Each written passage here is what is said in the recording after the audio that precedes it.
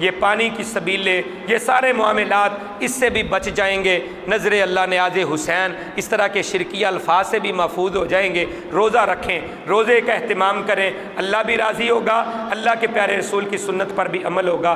9 محرم 10 محرم کے اور 2 دنوں کے روزے رکھیں تاکہ نبی علیہ الصلوۃ والسلام کے اس عمل کے اوپر، نبی علیہ السلام کی سیرت کے اوپر عمل ہو سکے اور اللہ کے نزدیک ہم اللہ کے محبوب اور پیارے بن گیا ہے۔ اس دن سے ہی اللہ تعالیٰ نے 12 مہینے مقرر کیے ہیں اور ان 12 مہینوں میں 4 مہینوں کو اللہ تعالیٰ نے حرمت، عظمت اور شان عطا فرمائی ہے۔ ان میں ایک محرم کا مہینہ ہے، ایک رجب کا مہینہ ہے، ایک ذوالقعدہ کا مہینہ ہے اور ایک ذوالحجہ کا مہینہ ہے۔ ان 4 مہینوں کو اللہ تعالیٰ نے حرمت والا مہینہ قرار دیا ہے۔ محرم الحرام اسلامی یعنی ہجری سال کا پہلا مہینہ ہے۔ اس مہینے کو عاشوراء کی وجہ سے بھی بڑی اہمیت حاصل ہے۔ اس کی فضیلت کے اندر بہت سے اقوال محدثین کے، صحابہ اکرام کے موجود ہیں، اس تفصیل میں نہیں جاؤں گا، صرف اتنا بتاؤں گا کہ نبی علیہ الصلوۃ والسلام جب مکہ معظمہ میں تھے تو رسول اللہ صلی اللہ علیہ وسلم مکہ میں 10 محرم الحرام کا روزہ رکھا کرتے تھے، بلکہ بعض روایات میں یہ بھی آتا ہے کہ 10 محرم کا رمضان کے روزوں کی فرضیت سے پہلے روزہ فرض تھا، یہ روزہ لازمی رکھا جاتا تھا۔ تو رسول اللہ صلی اللہ علیہ وسلم مکہ کے اندر 10 محرم کا روزہ رکھتے۔ جب آپ ہجرت فرما کے مدینہ تشریف لے کر گئے تو مدینہ میں بھی رسول اللہ صلی اللہ علیہ وسلم نے 10 محرم کا روزہ رکھا۔ تو آپ نے دیکھا کہ مدینہ کے اندر جو یہود ہیں وہ بھی 10 محرم کا روزہ رکھتے ہیں۔ تو رسول اللہ صلی اللہ علیہ وسلم نے ان یہود سے پوچھا تم کیوں 10 محرم کا روزہ رکھتے ہو؟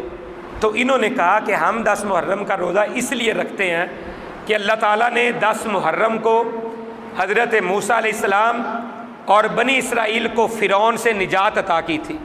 فرعون کو پانی میں ڈبو دیا، بنی اسرائیل کو اور موسیٰ علیہ السلام کو دریا سے پار نکال دیا۔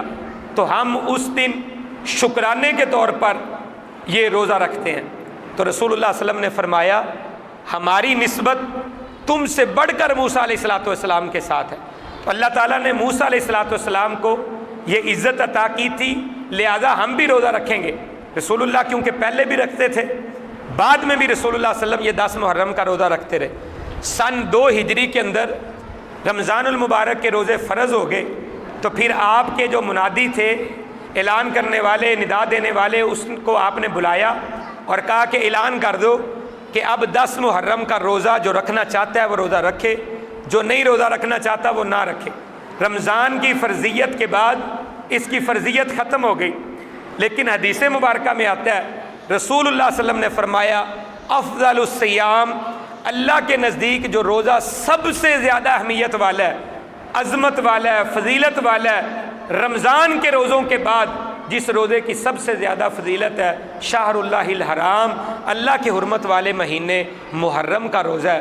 رسول اللہ صلی اللہ علیہ وسلم نے زندگی بھر 10 محرم کا روزہ رکھا ہے، اور زندگی کا جب آخری سال تھا آپ صلی اللہ علیہ وسلم نے اس خواہش کا اظہار کیا تھا اگر میں اگلے سال تک زندہ رہا لا تصومن التاسیہ، تو میں 9ویں کا بھی روزہ رکھوں گا۔ یہ صحیح مسلم کے اندر حدیث مبارک ہے، اور دوسری حدیث کی کتابوں میں یہ حدیث موجود ہے کہ رسول اللہ نے فرمایا صوموا قبلہ و او بعدہ، آپ صلی اللہ علیہ وسلم نے فرمایا کہ 9 محرم کا روزہ یا 11 محرم کا روزہ بھی، یعنی 10 محرم کے ساتھ 9 کا روزہ ملا لو یا 11 کا روزہ ملا لو، خالف الیہودا، یہودیوں کی مخالفت کرو، وہ 10 کا رکھتے ہیں تم 9 اور 10 کے 2 روزے رکھو۔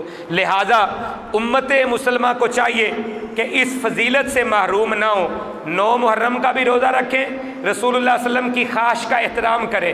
رسول اللہ صلی اللہ علیہ وسلم نے زندگی بھر 10 محرم کا روزہ رکھا ہے، 10 محرم کا روزہ رکھیں، یہ پانی کی سبیلیں، یہ سارے معاملات اس سے بھی بچ جائیں گے۔ نظر اللہ نیاز حسین، اس طرح کے شرکیہ الفاظ سے بھی محفوظ ہو جائیں گے۔ روزہ رکھیں، روزے کا اہتمام کریں، اللہ بھی راضی ہوگا، اللہ کے پیارے رسول کی سنت پر بھی عمل ہوگا۔